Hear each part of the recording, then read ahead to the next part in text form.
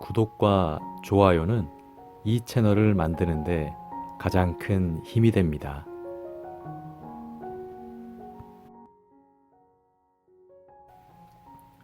진짜 문제는 두려움 자체가 아니라 두려움을 대하는 태도라고 합니다.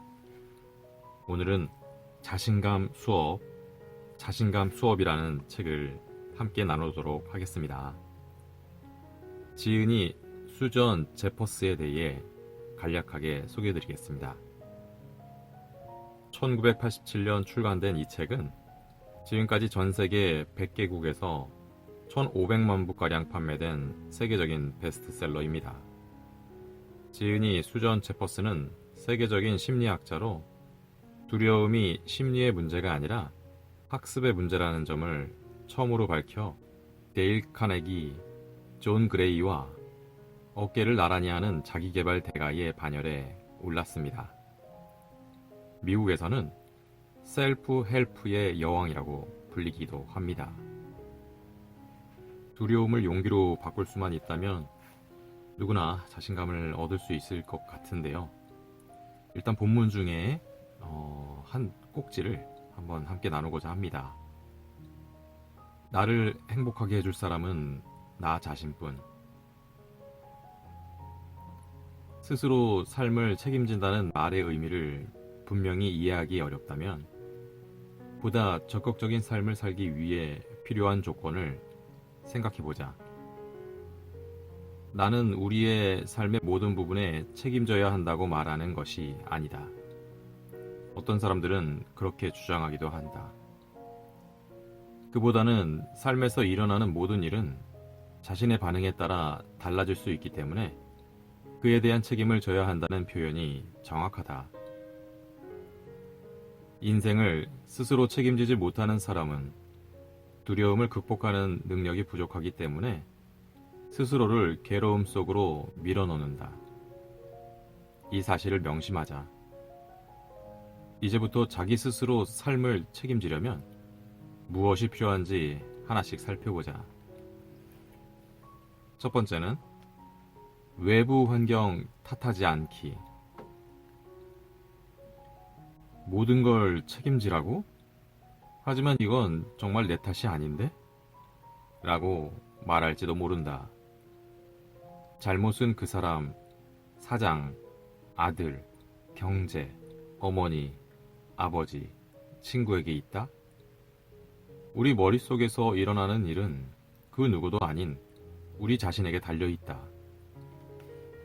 이것을 완전히 이해할 때까지는 스스로 삶을 책임질 수 없다. 다음은 내가 강의를 하면서 들은 몇 가지 사례다. 괴로움에서 힘을 향해 움직이려면 어떤 질문이 필요할지 생각해보자. 지난 25년 동안의 불행한 결혼 생활은 분명 남편 잘못이에요. 그렇다면 왜 당신은 결혼 생활을 유지해온 것이죠? 남편이 잘못한 것만 찾지 말고 잘한 일들을 인정할 수는 없나요?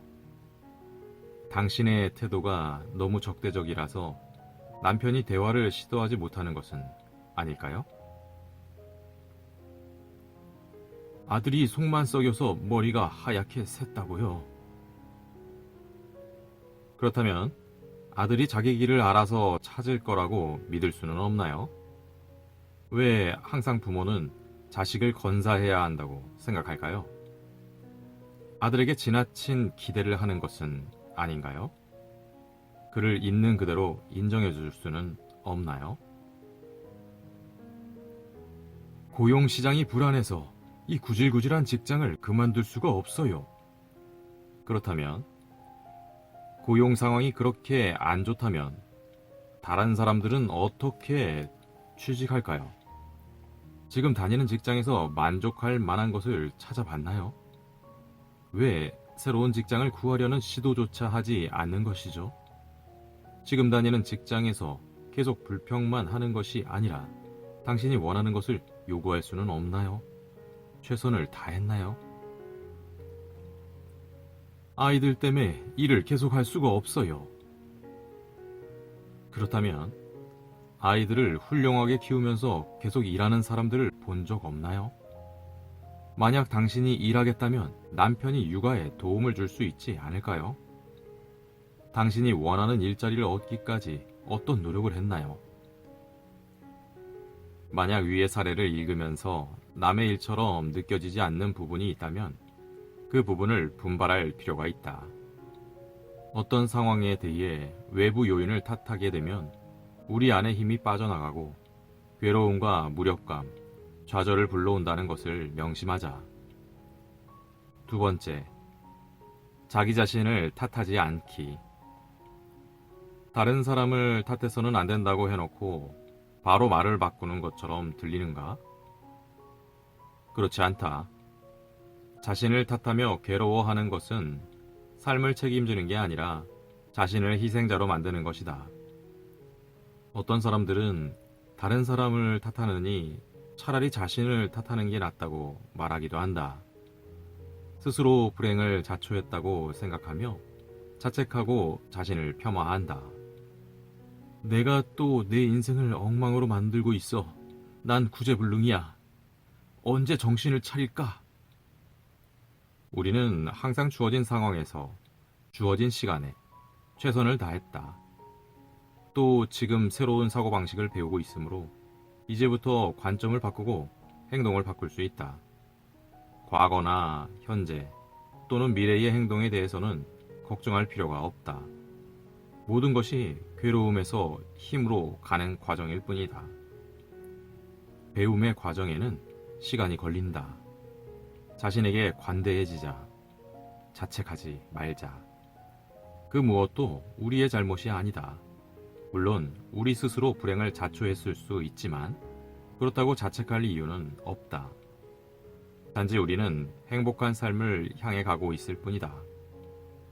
그러려면 시행착오의 과정이 필요하다. 세 번째, 문제의 본질을 파악하고 변화를 시도하기. 과거 나는 친구들을 만나 남자 문제를 하소연하곤 했다.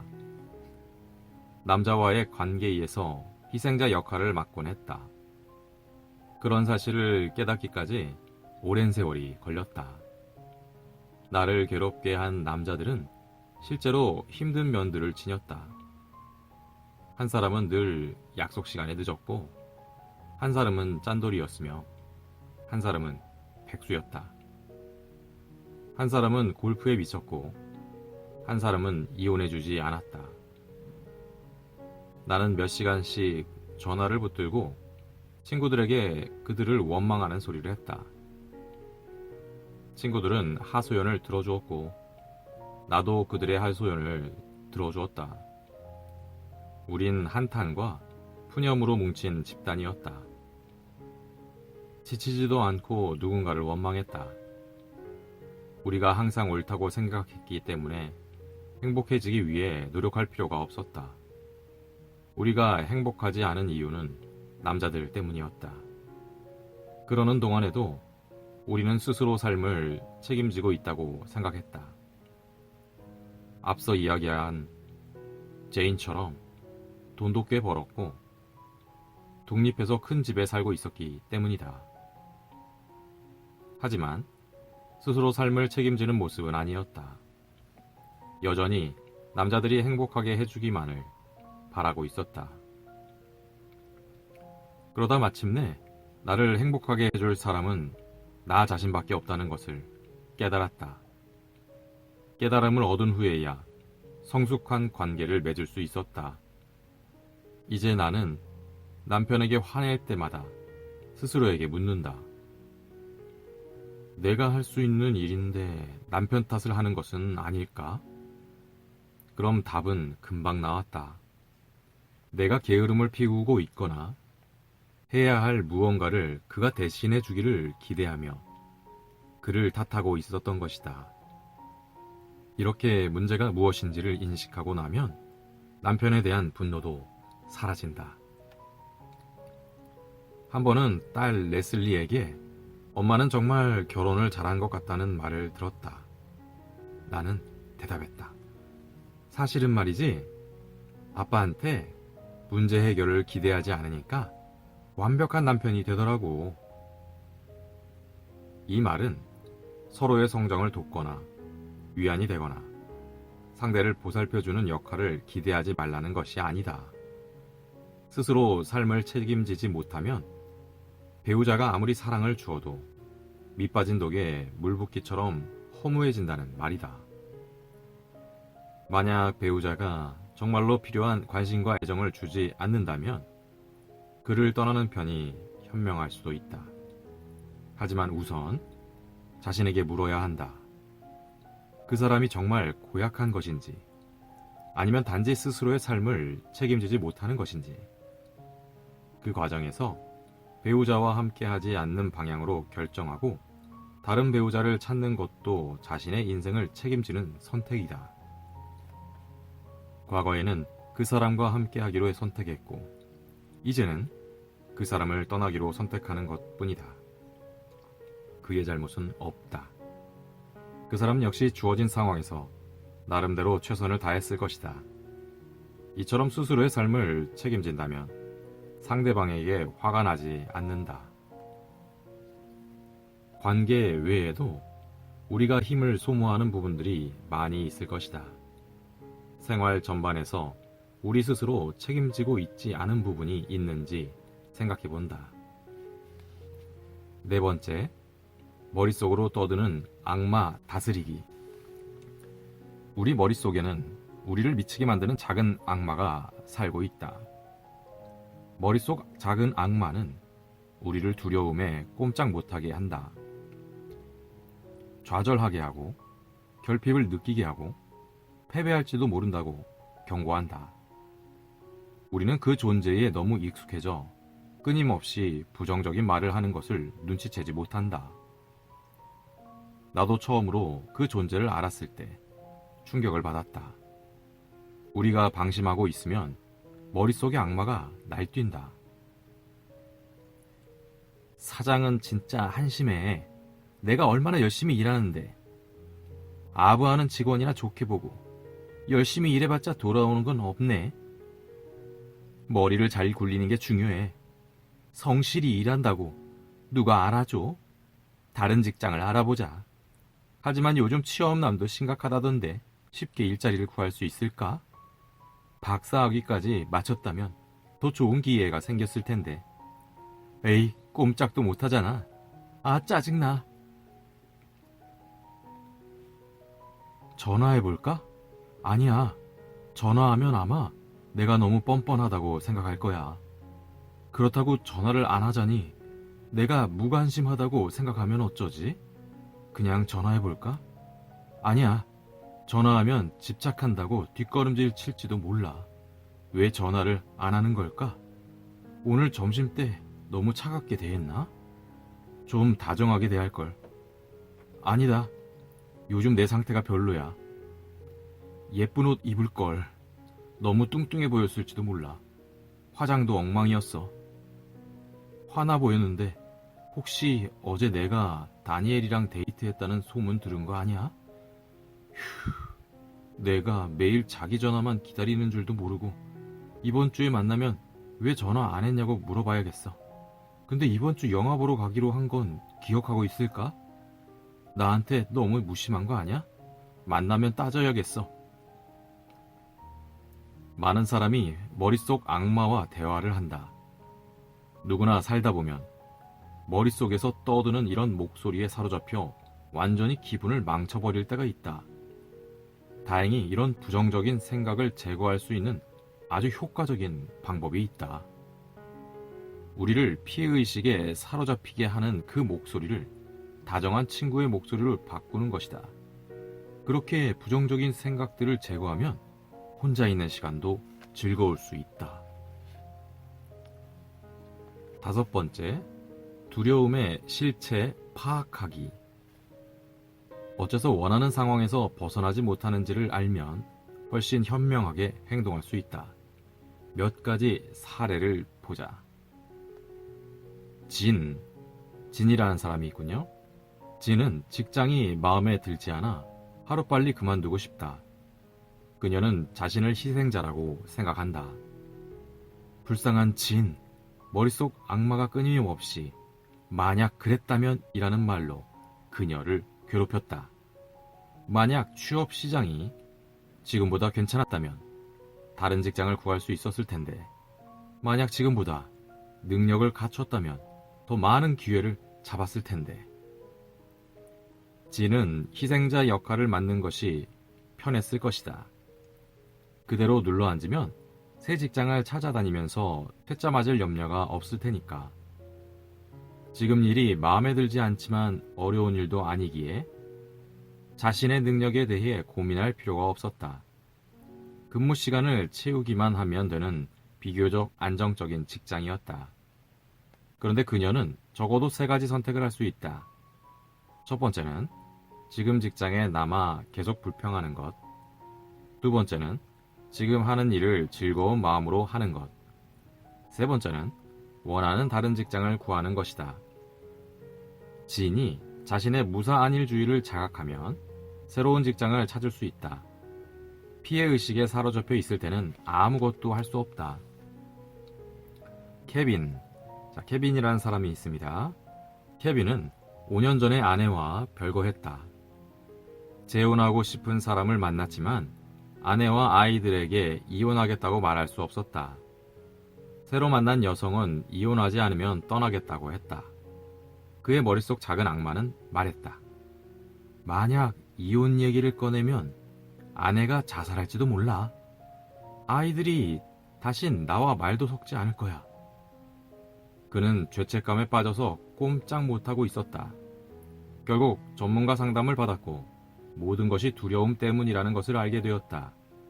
그는 더 이상 아내를 사랑하지 않았지만 그녀에게 돌아가야 한다는 의무감을 느꼈다. 인연을 완전히 끊기 두려웠다. 케빈은 자신이 왜 이혼을 못하고 있는지 이유를 알게 되자 죄책감이 사라졌다. 비합리적인 두려움이 자신을 붙잡고 있다는 것을 알고 이혼 수속을 밟기 시작했다. 그의 아내는 자살하지 않았고 그는 아이들에게 버림받지도 않았다. 오히려 왜 그렇게 오랫동안 결단을 내리지 못하고 살았는지 의아할 정도였다. 내 수업에는 티냐라는 학생이 있었다. 티냐는 몸이 약해서 하고 싶은 일들을 할 수 없었다. 그녀는 스스로를 약한 몸을 타고난 불쌍한 존재로 인식했다.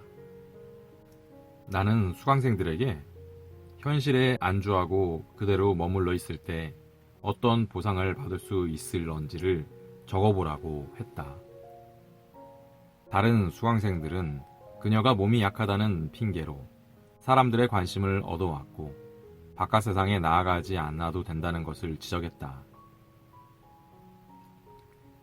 티냐가 건강을 위해 노력하지 않는 것은 병약함에서 위안을 받고 있기 때문이었으나 본인만 그 사실을 몰랐다.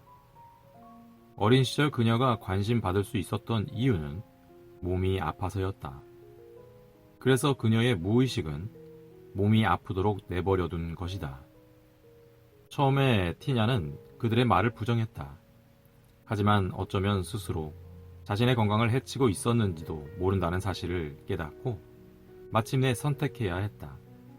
평생 골골대면서 사람들의 관심을 구걸할 것인지, 아니면 적극적으로 관계를 만들고 인생의 목표를 추구할 것인지, 평생 방관자로 살 것인지, 아니면 적극적으로 참여할 것인지. 둘 중 티냐는 후자를 선택했고 그것은 그녀 인생의 중요한 전환점이 되었다.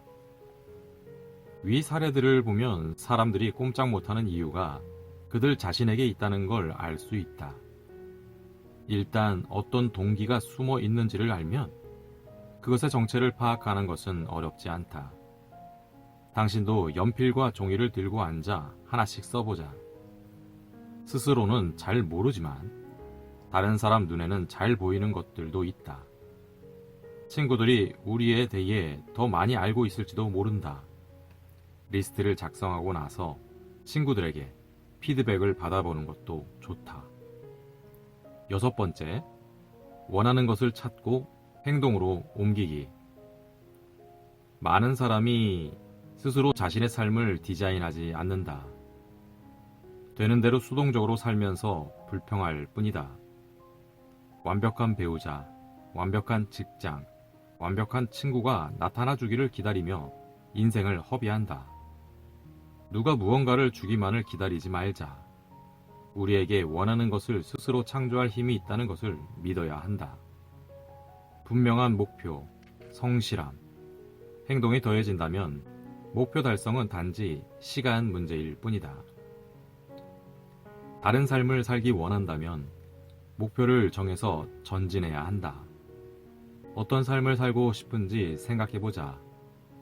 그 삶을 스스로 창조해야 한다. 우리가 원하는 삶을 살기 위해 꼭 많은 돈이 필요한 것은 아니다. 주변을 돌아보자. 어떤 사람들과 함께하고 싶은지 생각해보고 만날 약속을 하자. 사람들이 전화해주기만 기다리며 앉아있지 말자. 건강해지고 싶다면 몸을 점검하자. 건강하게 살기 위해 어떻게 해야 할지 생각하고 그것을 실천에 옮기자. 7번째, 매 순간 선택할 수 있었다는 사실 기억하기. 한 수강생은 이런 말을 했다. 하루를 어떻게 시작할지는 모두 저에게 달려있죠. 알람이 울릴 때 커튼을 젖히고 햇살이 들어오게 할 수도 있고 어둠 속에서 뒹굴 수도 있어요. 침대에 누워서 일하러 가기 싫다고 생각하며 괴로워할 수도 있죠. 아니면 긍정적인 독백으로 하루를 기대할 수도 있어요. 이런저런 걱정에 귀 기울이는 대신 음악을 틀고 춤을 추며 집안을 돌아다닐 수도 있고요. 몸매가 엉망이라고 걱정할 수도 있고 멋진 몸매를 만들기 위해 운동을 할 수도 있어요. 모든 게 제가 하기 나름이죠. 매 순간 우리가 스스로 선택하고 있다는 사실을 깨닫는 것이 중요하다. 어려운 상황이 닥치면 마음을 가다듬고 생각해본다. 자, 선택하자. 나 자신을 불행하게 만들지, 행복하게 만들지, 화내고 기분 상할지, 함께 문제를 상의할지. 선택은 각자의 몫이지만 당신을 성장하게 하고 행복하게 하는 선택을 하기 바란다. 우리가 어떤 선택을 할 수 있는지 다음 예들을 보자. 친구가 함께 계획했던 여행을 가지 않겠다고 한다. 당신은 화를 낼 수도 있다. 그러나 그에게 무슨 사정이 있을 거라고 이해하고 다른 사람을 찾아 함께 여행을 갈 수도 있다. 아니면 혼자 즐거운 시간을 보낼 수도 있다. 당신의 남편은 알코올 중독자다. 당신은 평생 그를 변화시키려고 헛수고하면서 스스로를 지치게 만들 수도 있다. 알코올 중독자 가족 모임에 참여해 당신 자신을 바꾸는 법을 배울 수도 있다. 독감에 걸려서 중요한 회의에 가지 못했다. 당신은 그 때문에 이제 출세하기 글렀다고 좌절할 수도 있다. 그러나 성공을 위해서는 다른 여러 가지 방법이 있다고 생각할 수도 있다. 화창한 날씨를 기대하며 떠났는데 비가 줄기차게 내린다. 당신은 여행을 망쳤다고 툴툴댈 수도 있다. 그러나 어떤 식으로든 즐거운 휴가를 보낼 다른 방법을 찾아볼 수도 있다. 이제 모든 게 우리의 선택에 달렸다는 것을 알게 됐을 것이다. 계속 연습하면 보다 현명한 선택을 할 수 있다. 사실 갑자기 여행 계획을 취소하는 것은 부적절한 행동이다. 내 말이 다른 사람들의 부적절한 행동을 못 본 척 하라는 뜻은 아니다. 단지 당신이 더 행복해질 수 있는 선택을 하라는 뜻이다. 스스로 삶을 책임지려면 오랜 훈련이 필요하다. 나는 지금도 매일 연습하고 있다. 중요한 것은 당장 시작하는 것이다. 에필로그 부분을 함께 하도록 하겠습니다. 두려움, 그것은 아무것도 아니다. 이제 우리는 모든 두려움에 맞서 강해질 수 있는 방법을 알고 있다. 다음 단계는 무엇일까? 우리가 항로를 이탈하지 않으려면 어떻게 해야 할까? 길에서 벗어났다고 느끼거나 외부의 힘에 짓눌렸다고 느낄 때 이 책을 펴고 편안한 기분이 들게 해주는 구절을 다시 읽어본다. 힘을 주는 구절을 충분히 숙독해서 단지 책꽂이만 쳐다보아도 삶의 여정에 도움이 되는 풍부한 방법들이 생각날 수 있도록 한다. 우리가 살면서 만나는 가장 큰 함정은 조급함이다. 조급함은 백해무익하다. 스트레스, 불안, 두려움을 유발할 뿐이다. 머릿속 작은 악마가 우리를 조급하게 만들 때마다 왜 서두르니? 모든 게 완벽해. 걱정하지 말자. 준비가 되면 앞으로 움직이면 될 거야. 그동안 모든 것을 받아들이고 배울 거야. 라고 생각하자. 내면의 잠재력에 눈을 뜨면 한시라도 빨리 그것을 움켜쥐고 싶어지겠지만 서두를 필요는 없다. 빠른 방법은 없다. 평생 훈련해야 한다. 종종 우리는 아무리 노력해도 얻는 것이 없다고 실망한다. 그러나 변화는 사실 우리 내부에서 일어나고 있다. 한참 진행이 된 뒤에야 비로소 밖으로 드러난다. 아들이 어렸을 때 화분에 씨앗 심는 것을 보여주며 얼마 안 가 아름다운 꽃이 필 것이라고 설명했다. 그러고 나서 잊어버렸다. 한참 뒤에 아들 방에 들어가 보니 화분을 앞에 놓고 앉아서 지켜보고 있었다. 무엇을 하느냐고 물었더니 꽃이 피는 걸 보려고 기다리고 있어요. 라고 말했다. 어느 날 아들이 아침에 눈을 떠보니 꽃이 피어 있었다. 아무 일도 일어나지 않을 것 같았지만 결국 꽃이 핀 것이다. 한 번은 책을 읽다 꺼져가는 난로불에 장작을 던져놓고 계속 책을 읽었다. 가끔 눈을 들어 난로를 쳐다보았지만 불꽃은 보이지 않았다. 불이 피어오르는 신호를 알리는 연기도 없었다. 꺼진 줄만 알았던 장작을 물끄러미 보고 있는데 갑자기 불길이 올라오기 시작했다. 무슨 일이든 시간이 필요하다. 모든 일이 잘 될 것이라는 믿음도 필요하다. 나는 모진 시련을 마주할 때마다 우리가 아직 배우지 않은 뭔가가 있어서 삶이 지금 배울 기회를 준 것이라고 생각한다. 이런 생각을 하고 있으면 어떤 상황에도 피해의식에 사로잡히지 않고 그 상황을 긍정적으로 받아들일 수 있다. 인생의 어느 시기에 무슨 일이 일어난다고 해도 모든 것이 잘 될 것이라는 믿음을 가지자. 우리 삶이 끝없는 배움의 과정이라는 것을 기억한다면 아직 성공하지 못했다는 불만을 느끼지는 않을 것이다.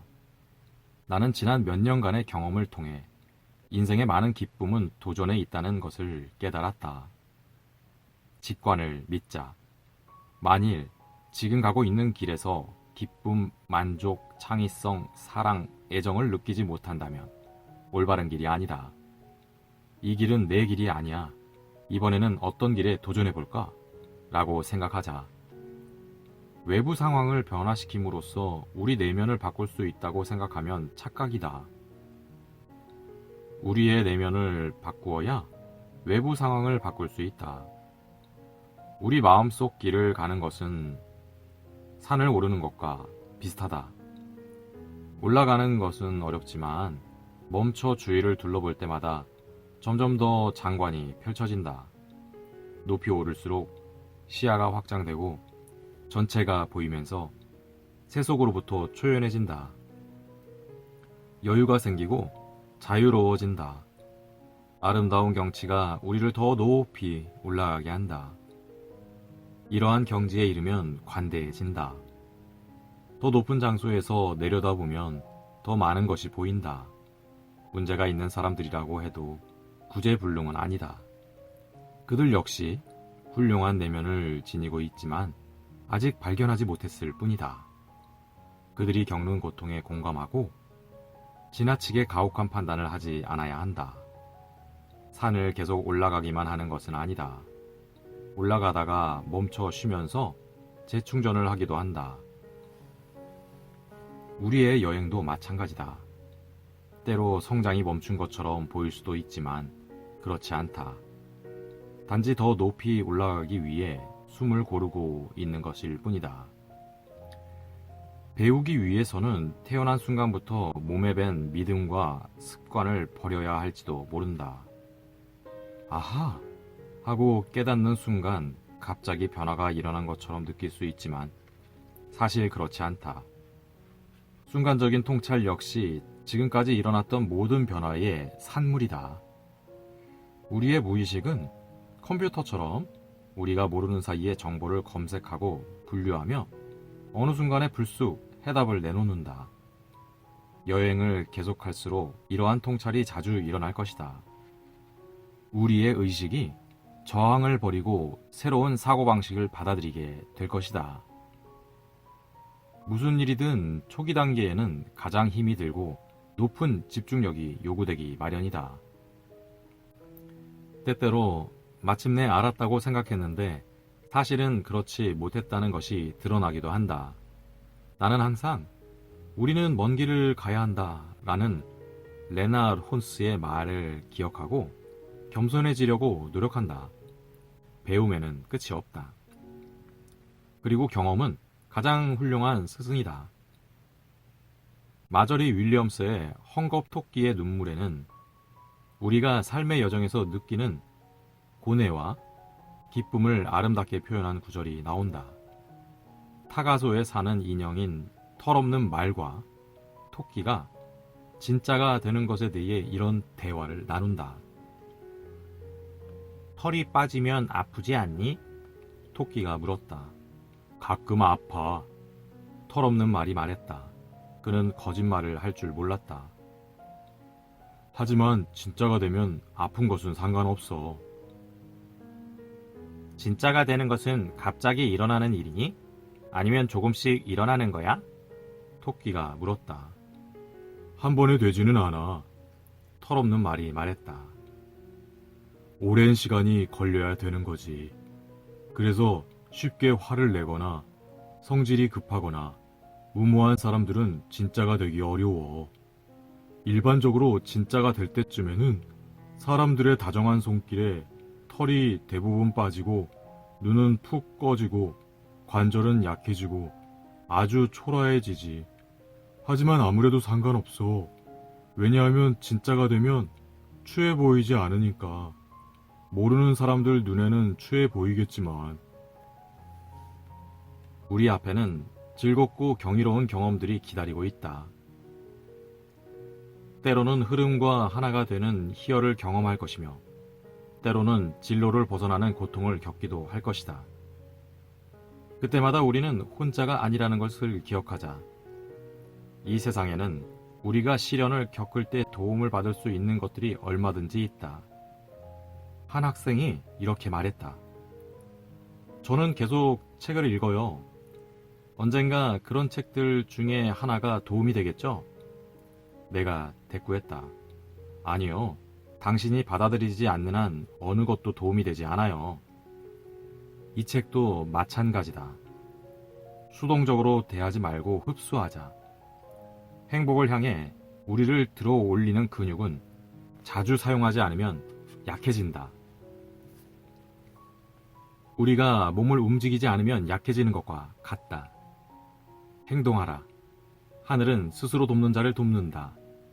순리를 따르고 참여하고 움직이고 행동하고 글을 쓰고 책을 읽고 강의를 듣고 자기 주장을 펼치고 하고 싶은 것을 하고 과정에 충실하면 원하는 삶에 가까워질 것이다. 콜로메이는 자아를 잃어버린 현대인에서 모든 유기체는 자신의 잠재력을 최대한 발휘하려는 본성을 갖고 있다. 기쁨은 우리의 힘을 최대한 사용한 결과이고 그렇기 때문에 우리 인생의 목표는 행복이 아닌 기쁨이다. 라고 말한다. 나는 마지막 장을 쓰는 동안 시간을 내서 미국을 연결하는 손들이라는 행사에 참여했다. 모두 일어나 주제가를 부를 때 옆에 있는 사람들의 얼굴을 보았다. 행사에 참여한 사람들의 얼굴은 자신들의 변화를 만들고 있다는 기쁨으로 환하게 빛나고 있었다. 그들은 사랑하고 있었다. 그들은 애정을 품고 있었다. 그들은 자신의 가장 고귀한 부분과 접촉하고 있었다. 대의를 위해 함께한다는 것은 아주 기분 좋은 일이다. 뭔가에 열중하면 두려움이 줄어든다. 더욱 관대해지고 세상이 나를 행복하게 해주지 않는다고 불평하며 원망하는 이기적인 마음에서 벗어난다. 세상을 위해 베푸는 진정한 어른이 된다. 두려움을 극복하고 더 큰 사람이 되자. 우리는 누구나 멋진 사람이 될 수 있다. 지금 하는 일을 바꿀 필요는 없다. 단지 누구나 가지고 있는 내면의 다정하고 긍정적인 에너지를 가져오는 방법을 배우기만 하면 된다.